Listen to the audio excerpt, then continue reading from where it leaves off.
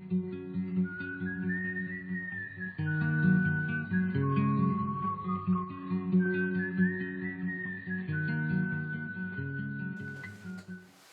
we come to the last of these, which is perhaps the most general of all the relationships,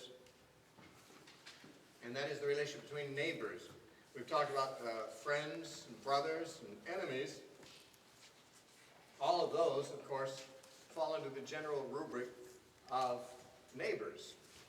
Now, when we think of neighbors, we might think of the people who live in our neighborhood, the people nearby. And no doubt there was something intended by the word neighbors to suggest proximity. And in many of the Proverbs, when neighbors are mentioned, it's obvious that some kind of proximity of dwelling is intended. Though we know from what Jesus taught that the word neighbor is far more broad, and that to Jesus, a neighbor is anyone who shares your world with you. You may encounter your neighbor far from home. That doesn't mean you're far from home and you meet someone who lives near you who's also far from home, but rather wherever you may be, whoever you have contact with is your neighbor. And so the parable of the Good Samaritan was intended to convey that a person who is of a different country, a person who's of a different religion, a person with whom you might ordinarily have no cordial relationship, yet running into a person like that in need is running into a neighbor, and thus falls under the general obligation to love your neighbor as you love yourself. Now, Solomon has some things to say about neighbors. They're general and multiple. And as in the case of the other subjects, we're not really doing a topical subject. This is not the way I would do a topical study on a subject in general, using the whole Bible, but we're using Proverbs primarily. And that being so, in the nature of the book of Proverbs, there's a lot of different miscellaneous points made. Rather than if I were preparing a topical study from the Bible on any given subject, I would want to have it considerably more of a flow of thought that's smooth, and would arrange it that way. But in Proverbs we have just a thing here and a thing there on the topic, and it's not always easy to arrange them into groups of thoughts that are similar to each other. But I have arranged them a little bit. The first point we're going to look at is what Solomon considers to be the value of a neighbor. And in chapter 18 of Proverbs, in verse 17, it says, "The first one to plead his cause seems right until his neighbor comes and examines him." Now here, obviously, a neighbor is just anybody. The idea is that you're hearing one side of the story from somebody, and you're not hearing the other side immediately. So you are convinced and sympathetic toward the side which you first heard. And this is always, or almost always, the case, unless you become wary of this. That is, you can become cautious about this tendency. When you've heard somebody tell an unflattering story about somebody else, and you've heard no other side, of course the tendency is to think unflattering thoughts toward that person. Or when you've heard somebody present their case in a dispute, and they've presented this evidence they hope to present in their own favor, but you've heard nothing about the evidence against them, or the evidence in favor of another position. And so the tendency is to have sympathy toward the first person who speaks to you, because that's why they're speaking to you. They're seeking to curry your sympathy. They're seeking to get you to see it their way. And they have calculated their presentation to include all of those factors that make them look good, and to conceal all of those factors that make their case look weak. And so the tendency is to make a quick judgment about something when we've only heard one side of the matter. A verse that I consider to be similar to this in meaning is in the same chapter, verse 13, which doesn't mention neighbors, but it's still the same concept that we have in verse 17. "He who answers a matter before he hears it, it is folly and shame to him." Before he hears the whole story, in other words. If you hear of something and you give an answer and you have not heard both sides, then you're likely to make a foolish call. Because first man who makes his case seems right until a neighbor comes and cross-examines him, and then the other person sounds kind of right too. Then you begin to wonder whether the first person was right after all. It's very valuable to be able to hear two sides of a story, and that's the value of a neighbor. If you lived in a world without other people, and you didn't have other people in your life, you would not have as much opportunity to hear multiple opinions, because people have different views of things. If you hear only one view of things, maybe the view you're raised with. Maybe your family always, your parents and siblings and the culture of your own home always saw things a certain way, and you never get outside your own home. You're always going to see things through that lens until you get out abroad and you rub shoulders with other people and see how they think in their families and how they operate or how other cultures are. And you begin to say, well, I wonder, really, if the way I was raised is really correct. Never would have questioned it, except there are neighbors. There are people in my world who don't see it my way, who have a different way of looking at things than the way that I first heard and I first considered. This was certainly true in terms of theological questions, because there are many theological controversies, as you have become aware, I'm sure. And for example, when I was raised under very persuasive teaching, a very good teacher. A teacher who was able to point out chapter and verse for almost everything he said. And his teaching conformed to a particular theological school of thought. I didn't know that. I just thought what he was teaching was what the Bible said. He never told me there was a name for this viewpoint, or that there were other viewpoints that credibly should be considered. And so I memorized the viewpoint. I memorized the proofs for the viewpoint, the proof texts, and so forth, and became a persuasive teacher myself of the same viewpoint until some years passed and I encountered somebody who held a different view. And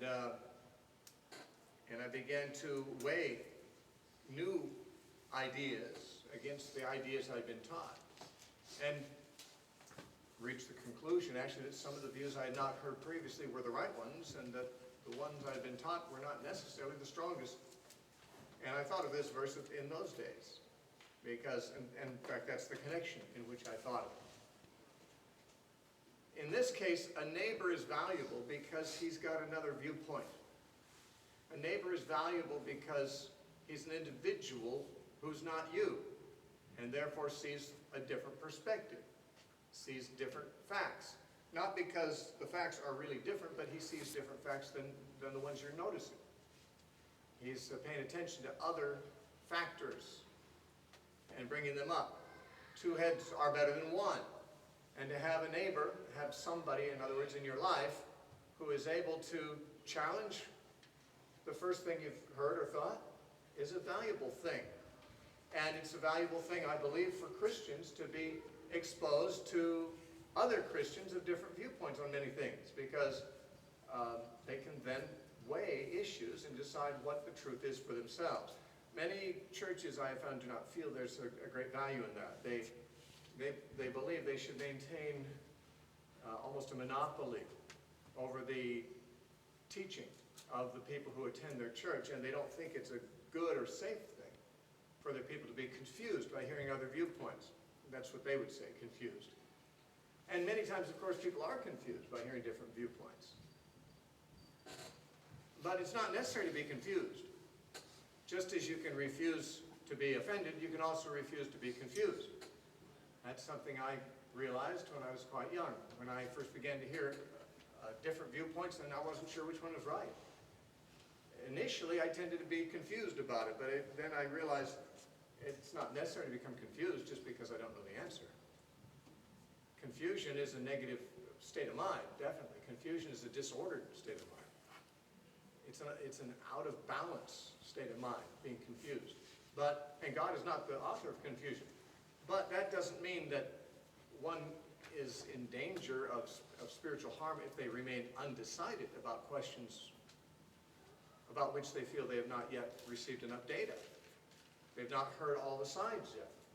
You may know that there are two different opinions and you're not sure what all the arguments are for each opinion, so you can't decide between them because because you want to be fair-minded. And, while you are remaining undecided, one option would be to be confused. Another option is to not be confused. Just be undecided.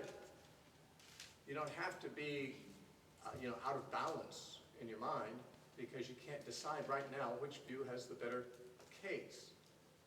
But it is very wise to realize that there is, on most issues, another side. There's very few things that everybody will agree about. And to say there's another side doesn't mean that all sides are equally valid. This is not some kind of a plea for relativity or relativism, I should say, where every view is considered to be true relatively. There is absolute truth, obviously. The question is, are we to assume that the first thing we've heard is the absolute truth? We are likely to do so if we don't have a neighbor to come and examine us, to come and question. And that neighbor might be someone who writes a book, a neighbor we've never met, but their influence comes into our life through something they've written, or what we hear through the media from them, or whatever. But the point is, if we were alone in the world and had no neighbors, no fellows, no one there to look at it from another angle, then we would be doomed to have only our own opinion, which we would derive from the first thing that was presented to us, probably. Whether it's presented by another person or whatever, the first opinion that comes along is likely to stay in place unless something persuasive comes along to challenge it. And that's the value of having other persons, other neighbors in the world with you, is they can challenge what you believe.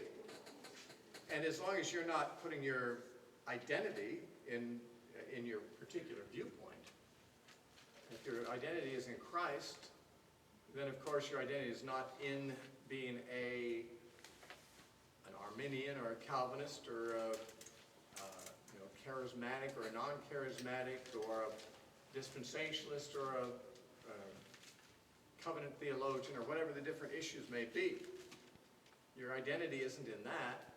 Your identity is in Christ and in following the truth, and so you're not threatened if your opinion has to be re-examined and maybe even is shown to be weak.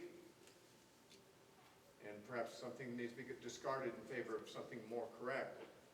That's fine. That's good. That's a benefit. The person who corrects you is doing you a favor. And so that's a good thing about neighbors. One good thing. Now in chapter 27, in verse 10, we've seen this verse when we were talking about brothers, I believe, but it's now talking about neighbors as well. Do not forsake your own friend or your father's friend, nor go to your brother's house in the day of calamity, that is in the day of your calamity.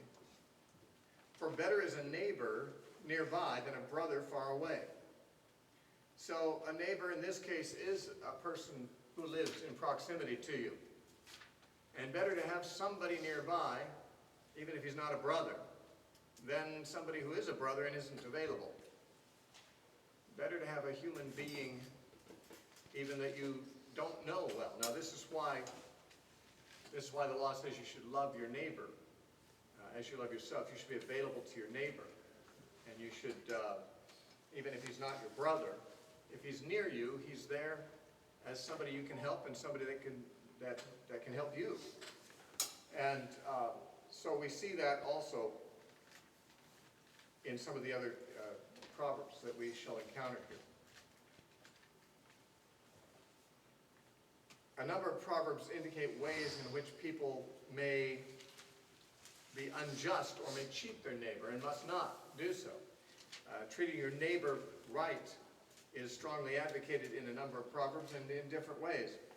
In chapter 3, verses 27 through 29, it says, do not withhold good from those to whom it is due when it is in the power of your hand to do so. Do not say to your neighbor, go and come back, and tomorrow I will give it when you have it with you. Do not devise evil against your neighbor, for he dwells by you for safety's sake. Okay, now here, I mentioned that the reason you have neighbors is for mutual assistance. It says he dwells by you for safety's sake. It's nice to have your own space, and in many societies, agrarian societies, houses are pretty far from each other. People have lots of acreage and their house is kind of remote. Even if there are neighbors, they're some distance away. I had a place like that in Oregon, and I had another place like that in Idaho, where we didn't have large acreage, but our acreage was such that our house in each case was not visible from other houses.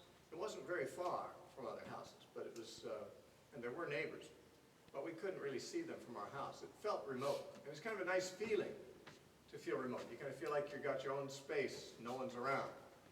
But it was kind of nice sometimes too to hear the neighbors' kids, though we couldn't see them far off, but it's nice to know there were human beings around, because when you're that remote, you also can become, targeted by bad guys. I mean, people who say, well, because you don't have any neighbors, there's no one there to keep an eye on you. And there's no one there, there's no neighborhood watch going on if there's no neighbors. And although it is nice to have space and privacy, it's also a good thing to be not too remote, to be in a place where there are neighbors who, if you are in danger, you can call them, or if they're in danger, they can call you, and you can be there before very long. That's what it means in verse 30, that your neighbor, verse 29, he dwells by you for safety's sake. The reason you have neighbors is so that you can help each other out when things are unsafe, when you need help, when your barn catches on fire, you need help putting the fire out, or when you've got, other dangers that come your way. Facing them alone is not an easy thing, and so that's what neighbors are for. But it says in verse 27 and 28, don't say to your neighbor, go and come back, and tomorrow I'll give it to you, when you have it with you. This is probably referring to employment situations, although it could be easily seen to be if you've borrowed something that belongs to your neighbor and he wants it back, and say, well, I'll give it to you tomorrow. You can give it back to him when he wants it. But I think more likely it's talking about a situation where you've hired your neighbor to do some work, and in biblical times people were paid the same day. They didn't go a week or two and then get a paycheck. They worked a day and they got paid at night. They worked another day, they got paid the next night. They got paid day by day because they made so little. There really was no buffer against hunger. So they had to have the income every day to buy food for the next day. And so if your neighbor, if you owe him something and he asks for it and you have it to give, don't say, well, come back tomorrow for it, I'll give it to you then. Don't withhold it from him when you have it to give. This is also, I think, true in situations where you're in debt or you have bills to pay, and you maybe have the money to pay them, but you kind of hoped to use the money for something else that you preferred. And you decide to put your creditor off a little bit, so the money that you have, you can use for something you'd prefer to use it for at the moment.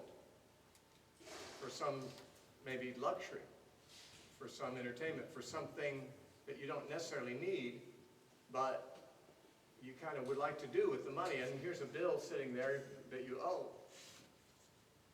Don't say to the neighbor, come another day and I'll pay it for you when you have it with you. Pay up what you owe your neighbor now. Put your debt to your neighbor first before you do something else, instead of postponing that because you don't want to deliver that money over right away. In other words, be neighborly. If you have a debt to your neighbor, if you've got something he wants, something he has a right to, don't postpone giving it to him. Be prompt about that, as you, of course, would want done to you. You're supposed to love your neighbor as you love yourself. That means you would do to your neighbor what you would want done to you. You would not want him to withhold from you what is owed to you just because he's in no hurry to surrender it. In chapter 6, in verse 29, of course, we have that discussion about adultery. And it says, well, in verse 27 through 29, can a man take fire to his bosom and his clothes not be burned? Can one walk on hot coals and his feet not be seared? So is he who goes to his neighbor's wife. Whoever touches her shall not be innocent. So this is, again, under the general heading, don't cheat your neighbor. If you owe your neighbor something, give it to him. Don't postpone payment. If he's got a wife, leave her alone. You don't cheat your neighbor. You treat your neighbor as you'd want to be treated yourself. Obviously, you would not want anyone to touch your wife. You don't touch anyone else's wife either. In chapter 24, and verse 28, it says, do not be a witness against your neighbor without cause, for would you deceive with your lips?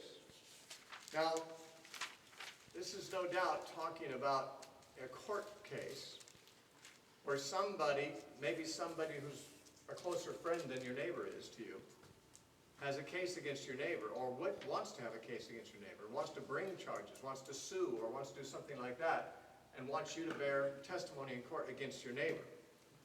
Of course, in our litigious society, that could happen in many situations where somebody wants to sue somebody else, and we know that lawsuits are often very frivolous. But in a court of law, they have to have witnesses, and perhaps somebody you know has, is bringing a suit against somebody else, but it's not really a very valid suit, and they'd like you to testify on behalf. A lot of times, if people are going through a divorce and there's a decision being made about custody of the children, witnesses, friends may be brought in to bear testimony, and the tendency is to testify on the side of your friend, possibly against your neighbor, even though your neighbor has a better case than what your friend has.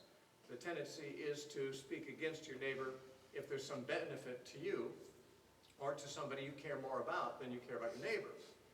And you may, in fact, bend justice that way by testifying against somebody without a real good cause. It sometimes is the case that your friend may not be the best custodial parent, but because they're your friend, they want you to give them a character reference. And want you to speak up against their estranged spouse, who might actually be might have a better case to being the custodial parent. There are times when I get these things in the mail, you probably do too, about there's some class action suit against people who've used some kind of product and somebody's decided to sue the company over it because of something or another that's happened. And I've had no problem with the product. I mean, maybe the product, I've used it and I've got no case against the manufacturer, but they say, well, you can get involved in this and you can get a share of the take and so forth, and I think it's a frivolous lawsuit. I mean, this is not just. What do I care about getting a portion of the take if it's unjust gain? To bring a suit against somebody and bear witness against somebody without a cause, that is to say they're not guilty of anything, or at least I don't have a genuine complaint against them, is not the right way to treat a neighbor. You certainly don't want your neighbors to treat you that way. And this is, gossip comes up in this category too. Now there's going to be a separate treatment of all the things that Proverbs says about gossip, because it is a subject that comes up frequently. But gossip is often slander. It's not always slander. Slander is, of course, an untrue and damaging report that you give about somebody. Gossip might be true or untrue. In any case, gossip is when you're giving damaging information about somebody who's not present. And behind their back, you're saying things to somebody else who doesn't need to hear them, but perhaps you've got a personal grudge against somebody and you'd like to have company in that grudge, and so you're encouraging someone else to share that grudge. And for you to take up a complaint, take up a report against your neighbor without a good cause is here what it would be forbidden. It would not be forgiven, it would be forbidden. For he says, would you deceive with your lips? If you bring a false witness or bring a witness without cause against your neighbor, that is forbidden by God. It is not, of course, treating your neighbor as you would treat yourself or would have them treat you. In chapter 26, verse 19, actually 18 and 19 go together because verse 19 is not actually a complete sentence. It begins in verse 18. Like a madman who throws firebrands, arrows, and death is a man who deceives his neighbor and says, I was only joking. That's sometimes the way that people will get out of being caught in a lie. Oh, you took me seriously? I was just kidding. When they weren't. They were really hoping to deceive you, but you caught them, and then they have to somehow make it sound like they weren't lying. Say, oh, I was only joking. When you when you deceive a neighbor, and he takes you seriously, or you intend for him to, but then you get caught and just say, oh, I was just joking. You're not taking truth very seriously. You're not taking responsibility for having bent the truth. You're like a madman throwing dangerous objects. Throwing firebrands.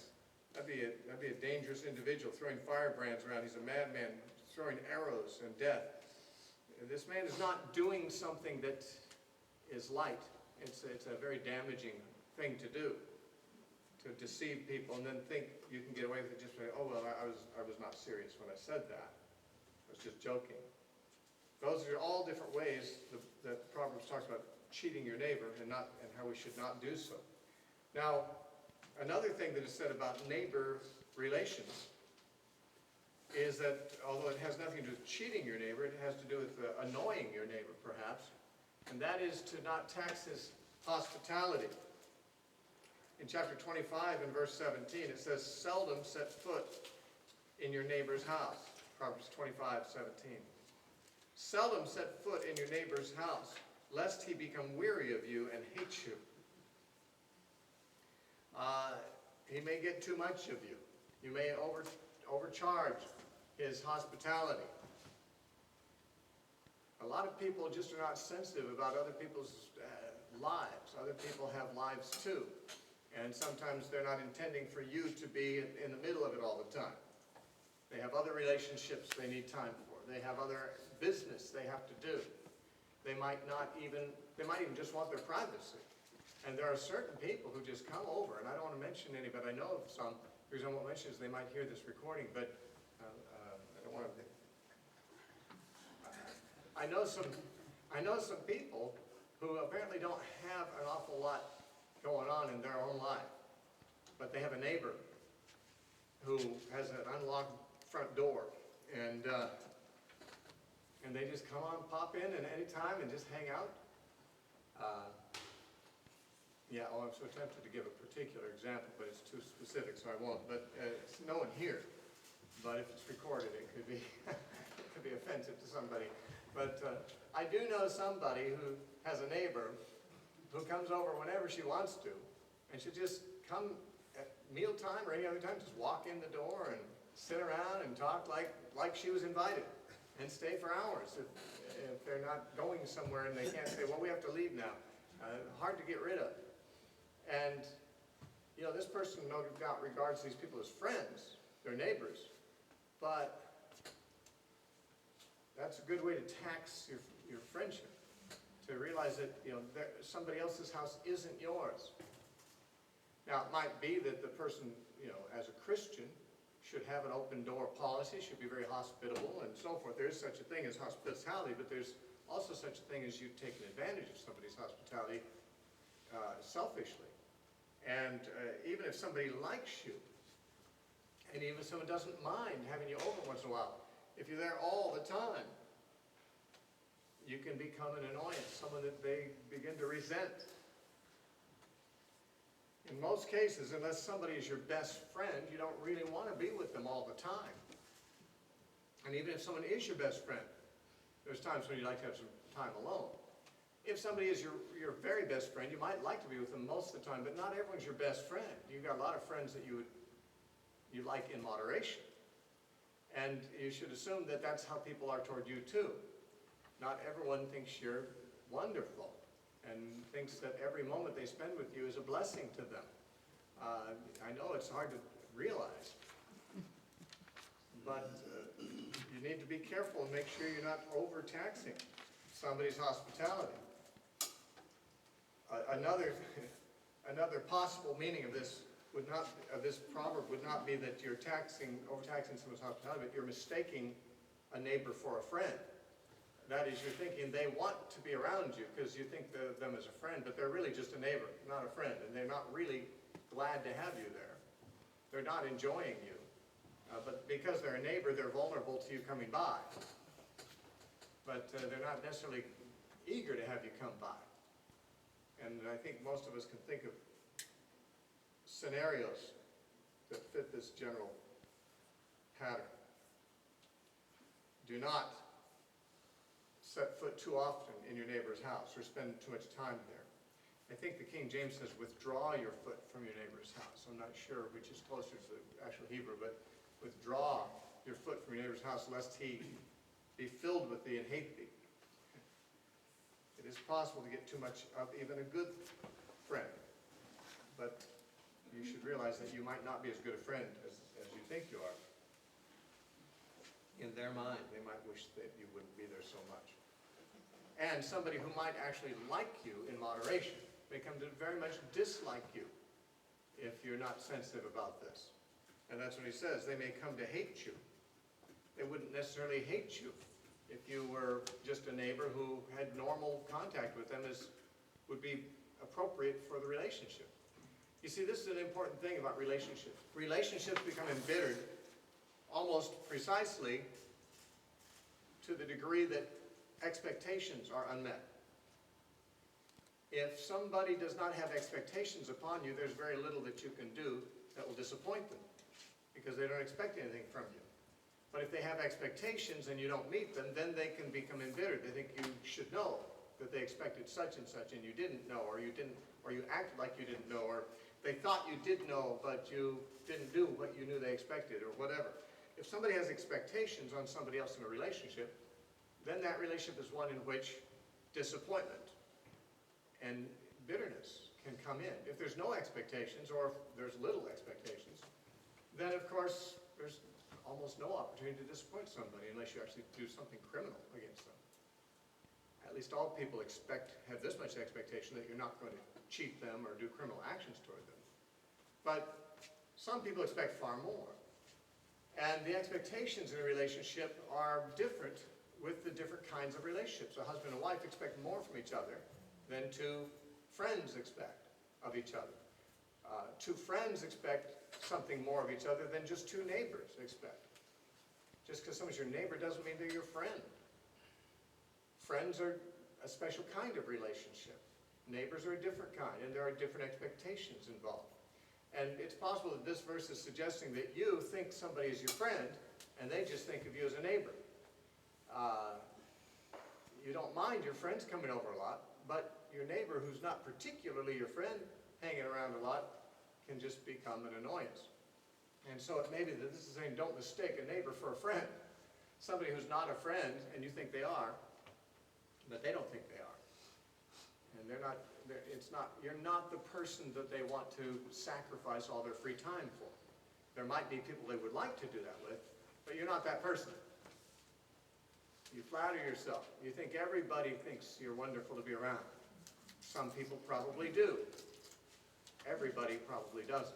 And so you might be sensitive about that. And whether you're thinking, your expectation is that this person is a good friend and that they'll be glad to have you come by just any time and hang out for a long time. Their expectation is that you're just a neighbor and that you ought to leave them alone a lot of the time. And that you ought to just show up when you have a special need or when they have a special need, and neighbors need to be neighborly and helpful. So you need to be sensitive about what other people think the relationship is as well as what you think it is. Now there's a lot of proverbs that have to do with neighbors that are not good neighbors. There are bad neighbors and different ways in which neighbors can be bad neighbors. In chapter 11, in verse 9, it says, "The hypocrite with his mouth destroys his neighbor, but through knowledge the righteous will be delivered." The meaning of this is not entirely clear, but it makes it very clear that someone being hypocritical toward his neighbor is not a good neighbor. That is, a hypocrite is somebody who is pretending to be something they're not. A hypocrite is not somebody who believes one thing and falls short of living up to it. That's not a hypocrite. Everybody has higher values than they actually live up to, I would hope. because everyone does poorly at some things, but I hope that that doesn't reflect their values. When they do badly, their values, I hope, are higher than that. Everybody falls short of what they think they should do. So to say that someone believes something, but they don't always do it, is not to say they're a hypocrite, it just means they're human. But a hypocrite is somebody who's pretending to be something they're not. The word hypocrite means a play actor, someone who's playing a role. They want to be seen in a certain light, but they really know there's something else and hope other people won't find out. They're wearing a mask, they're wearing a costume, they're playing a role. Now, if that's how you are toward your neighbors, in some way or another, Solomon pictures somebody destroying his neighbor that way. I'm not really sure what kind of destruction, since destroy is a rather general term, and it's not clear what the scenario is. But he certainly is saying that you should be forthright, you should be transparent, at least in measure, at least you should be honest about who you are, rather than pretending something. I suppose the main way that neighbors would be hypocritical toward each other would be if they feigned friendship with each other when they're really not feeling it. You know, they don't really have a friendly commitment toward their neighbor. But they're faking it. Now, there is such a thing as just being cordial, whether you like somebody or not. That's not the same thing as being a hypocrite. It's just being polite. But if you're perhaps trying to win some kind of favor from your neighbor by pretending to be more of a friend than you are, pretending to like them better than you do, that'd be hypocritical, and that could lead to situations where you're able to do harm to your neighbor because he takes you to be something you're not. And his guard is down, or he becomes cooperative in some venture that he thinks you're one kind of person, you're really somebody else. In general, of course, just being a hypocrite is a bad thing. And your neighbor is anybody in your life. So you do harm to other people if you don't represent yourself as you really are. Chapter 11 and verse 12 says, "He who is devoid of wisdom despises his neighbor, but a man of understanding holds his peace." Now, despises his neighbor in this proverb apparently means verbally speaks against his neighbor, because it's contrasted with a wiser man who doesn't speak. He may think badly of his neighbor, but he holds his peace.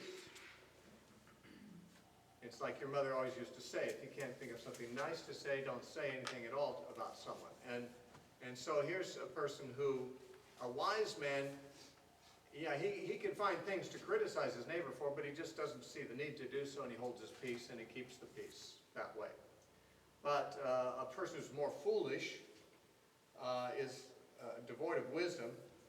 He'll express his contempt for his neighbor. Now, contempt, that's what despise is talking about, holding somebody in contempt. That means you don't respect them. That's what contempt is. To contempt is to lightly esteem or to disrespect somebody. This is not talking about where your neighbor has really done something wrong and you're holding an actual offense against him for some evil he's done. This is just, you just don't respect him. It's someone you simply have no high regard for. Well, if you don't have high regard for someone, you can hold your peace about it. You don't have to spread your disrespect for him. It's a foolish man who disrespects his neighbor and goes around verbally disrespecting him, spreading that disrespect. There are people that don't have to know that you don't respect them. That doesn't mean you're being a fake. Doesn't mean you're being a hypocrite and pretending like you respect them. You just don't express all of your ill feelings toward them. Because after all, they might not be entirely guilty of anything. There may be just something about them that you don't care for. And so the wise man will keep that to himself and won't verbalize that contempt that he feels toward his neighbor. In chapter 14 and verse 20 and 21, it says, "The poor man is hated by even his own brother," or his own neighbor, excuse me, "but the rich has many friends." Elsewhere, he actually says that the poor man is hated by his own brothers. But here it says, "The poor man is hated even by his own neighbor, but the rich man has many friends. He who despises his neighbor sins," that is again the contempt issue, but he who has mercy on the poor, happy is he. Now notice that here the neighbor in question in these two verses, because of the contrast in the parallelism, the neighbor here is a poor man. And for in most cases, in biblical times, your neighbor was going to be a poor man, unless you lived in a ritzy neighborhood. And they didn't really have ritzy neighborhoods.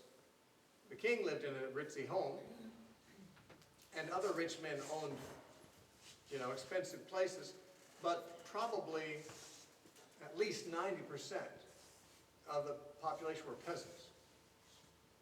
And therefore, almost every neighbor you had was relatively poor. Some would be dirt poor. We don't have neighbors like that very often, unless we are ourselves very hard-luck cases and live in really bad neighborhoods. But we have in America, most people are middle class. And because of that, we live in neighborhoods where our neighbors are not really poor. Now, they could be more poor now because of the economy than they might have been 10 years ago. We may have neighbors that are actually losing their homes and have lost their jobs and maybe losing more. If that's the case, then we may actually have some poor neighbors now. But in America, for most of the past history, Americans didn't have really poor neighbors most of the time, but most of our neighbors were able to take care of themselves, at least since World War II. It's been a pretty prosperous society.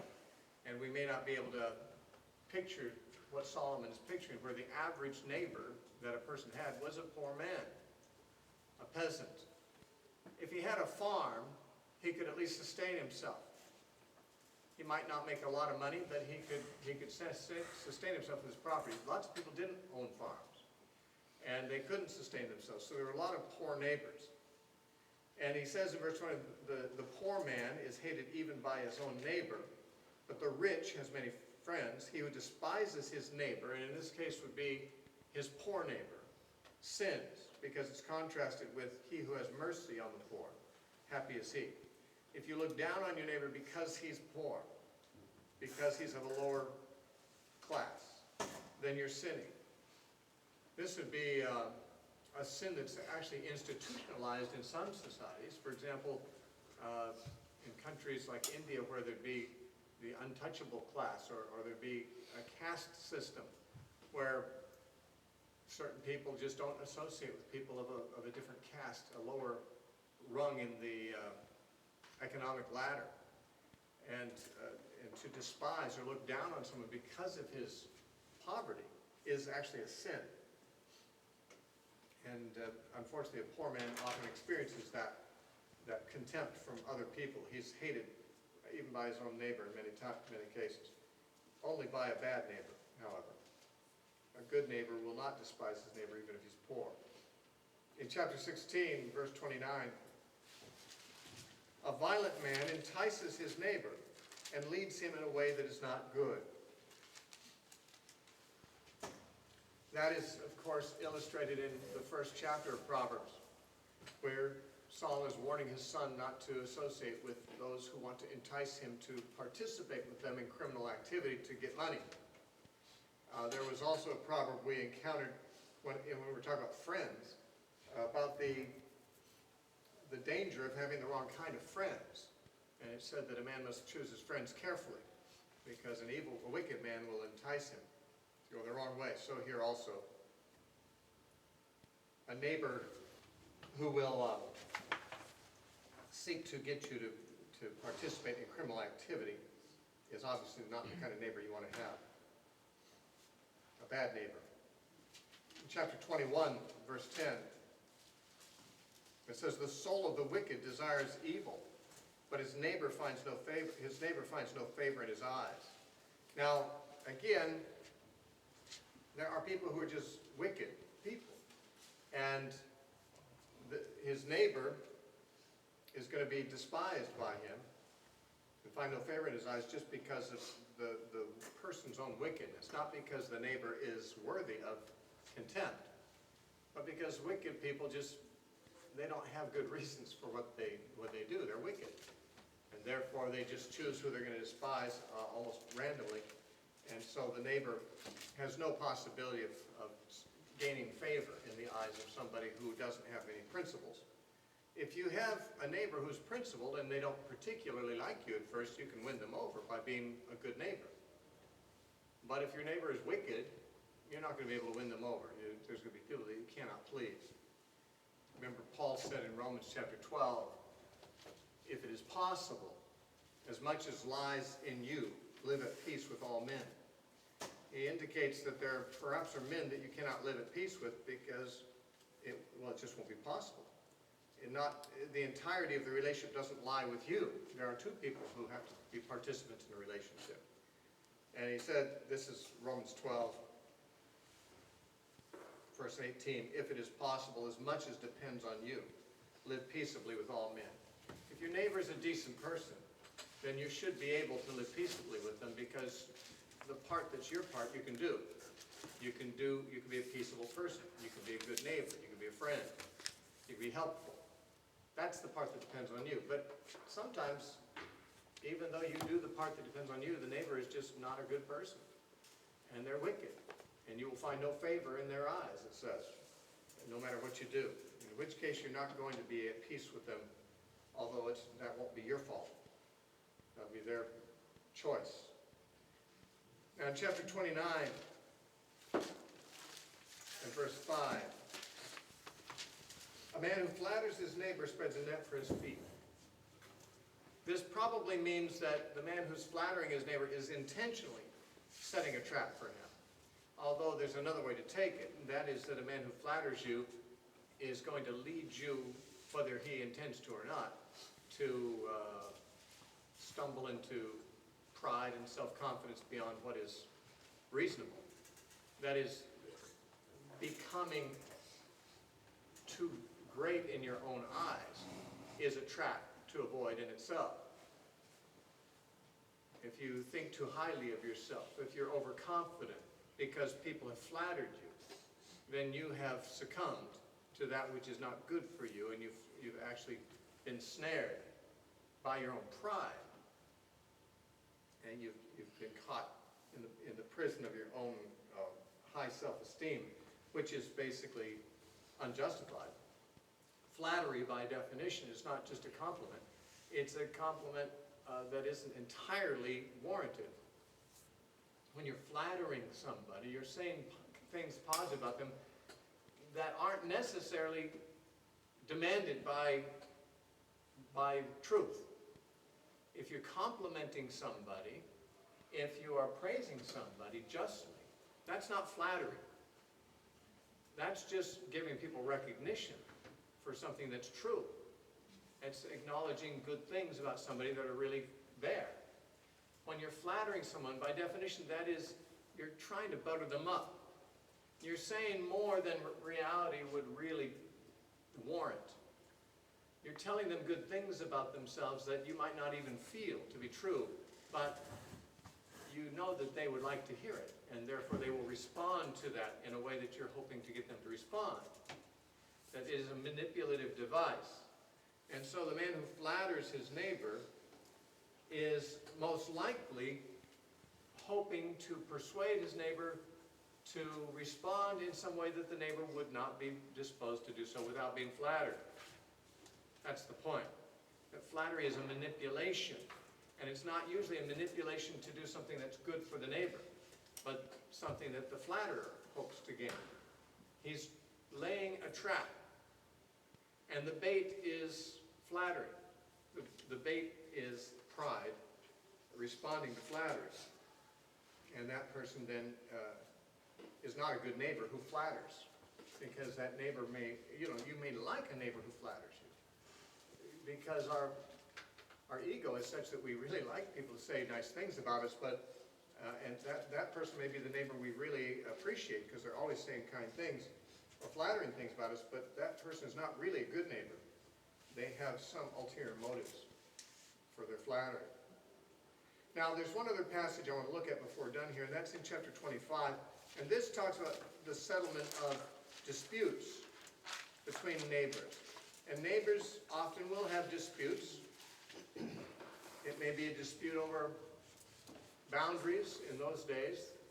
Sometimes people would move the boundary stones. and would enlarge their land at their neighbor's expense. Or there'd be some other problem. Somebody's ox would break loose and go into the neighbor's field and eat their standing grain, or tear up their vineyards or something, and there'd be some economic damage done to a neighbor, and there are disputes. There can be any kind of disputes. People are always having something they can fight about. And so how do you settle disputes among neighbors? According to chapter 25, verses 8 and 9,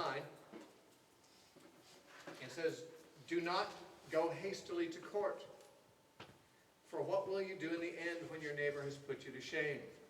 Debate your case with your neighbor himself, and do not disclose the secret to another, lest he who hears it expose your shame and your reputation be ruined."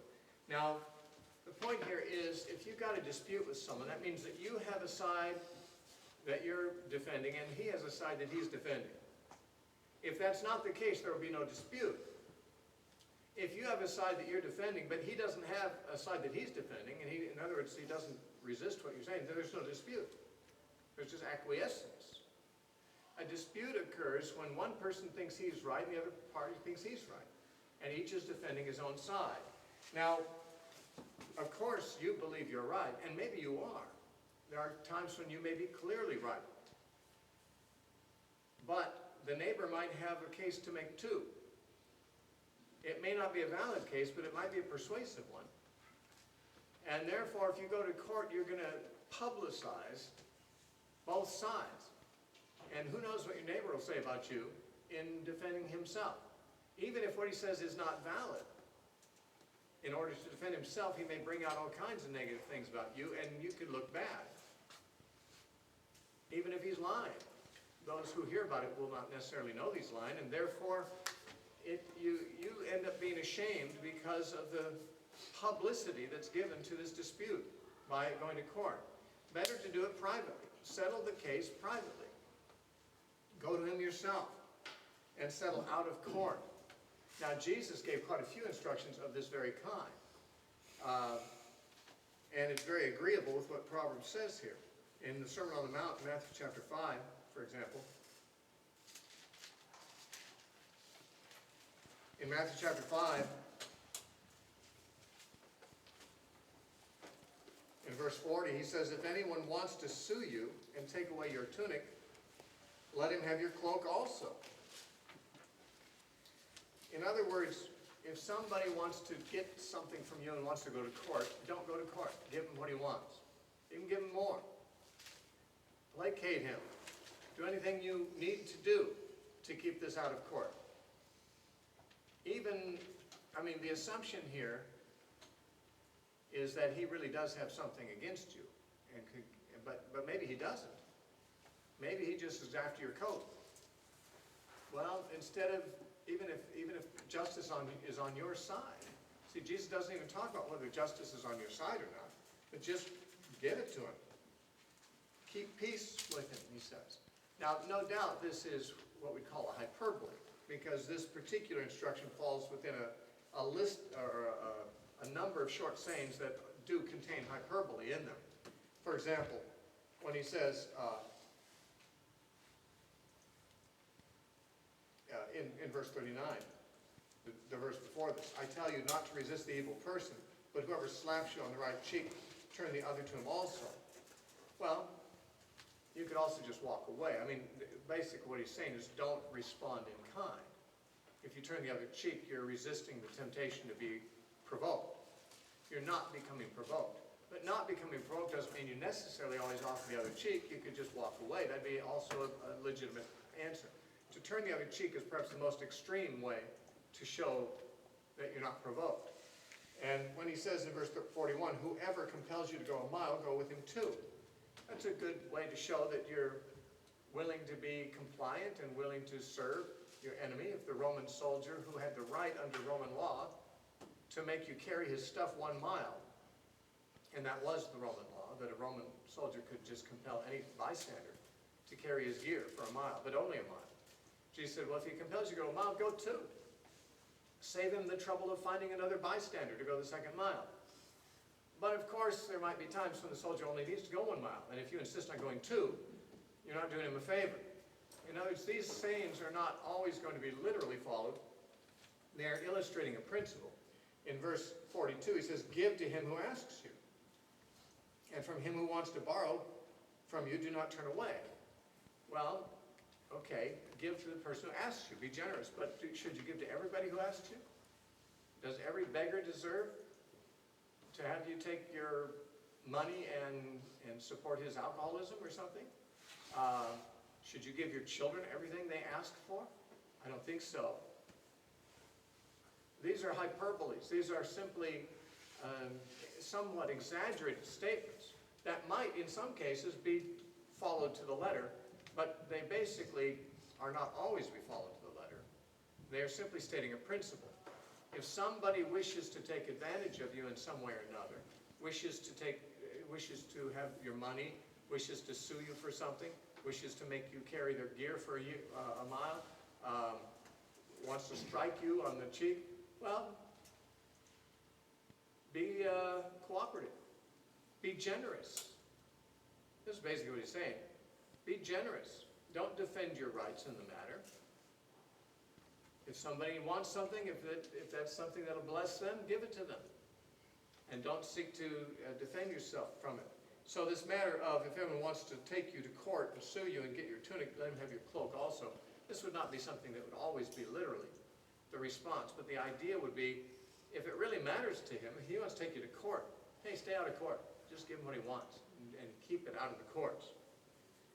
To avoid court is a good idea. In fact, Paul said in 1 Corinthians chapter 5, or chapter 6, excuse me, he said that Christians should not go to the law courts.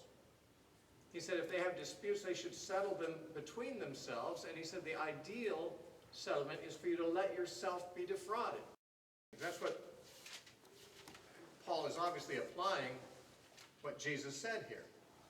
Let yourself be defrauded by the other party. Just turn the other cheek, as it were. You see what he says in 1 Corinthians 6? 1 Corinthians 6, he says in verse 1, dare any of you, having a matter against another, go to law before the unrighteous, that means the pagan courts, and not before the saints? Do you not know that the saints will judge the world? And if the world will be judged by you, are you unworthy to judge the smallest matters? He's saying Christians should be able to settle these things and arbitrate them without the courts. Do you not know that we shall judge angels? How much more things that pertain to this life? If then you have judgments concerning things pertaining to this life, do you appoint those who are least esteemed by the church to judge? I say this to your shame. Is it so that there's not a wise man among you, a Christian, even one who will be able to judge between his brethren? But brother goes to law against brother, and that before unbelievers. Now therefore is already a fault, already an utter failure for you, that you go to law against one another. Why do you not rather accept wrong? Why do you not rather let yourselves be defrauded? So Paul is saying if there's a dispute between you and your brother, the highest road to take would be just let him defraud you. That is, give up your rights and let him have whatever it is he thinks he has coming to him, even if you disagree with him about it. But if you can't take that high road, then at least let another Christian judge between you rather than going to the pagans. Why let them decide? They don't even know right and wrong.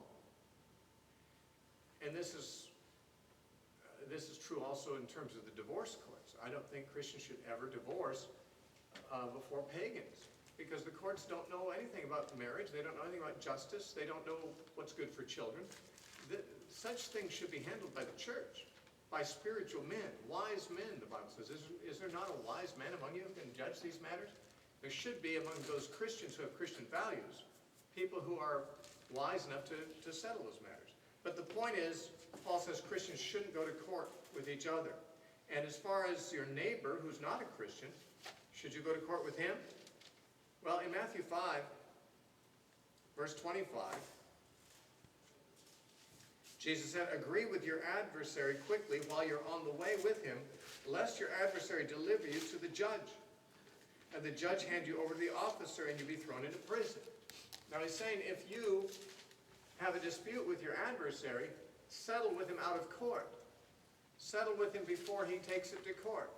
If he takes it to court, then the judge gets involved. And the judge might not rule in your favor. You never know how it's going to go in court. You might even be the one in the right, but there's no guarantee the judge will see it that way. Again, I think of in divorce, in the case of Christians getting divorces, going before pagan judges and allowing the judge to decide who should raise the children. The judge has no idea what's spiritually good for children. The judge is not, if he's not a Christian, he can't be expected to make a decision that would be agreeable with Christian principles as to the rearing of the children. Unless, of course, God is super contending, because the heart of the king is in the hand of the Lord. There was a time when I was in a dispute with my ex-wife over the custody of my daughter, and the pagan judge ruled very righteously in the matter. And I didn't even have to say a word. God just, I was praying and fasting, and the hand of the king is in the heart of the heart of the king is in the hand of the Lord. And he turns it whithersoever he will, like the rivers of water. So it turned out that the judge gave me full custody of my daughter and didn't even give her mother visitation. I gave her visitation, but that was my prerogative. But the judge recognized that her mother was really not a good influence, not a good person. And as it turned out, they ruled in my favor, which doesn't usually happen. It's not usually the case that the father gets full custody without making a case. I didn't make a case in court. I didn't want to. I didn't want to make a case against my ex-wife, but I didn't have to. I didn't actually have to speak. My lawyer didn't have to speak. My ex-wife's lawyer spoke 4 words, and the judge ruled against her.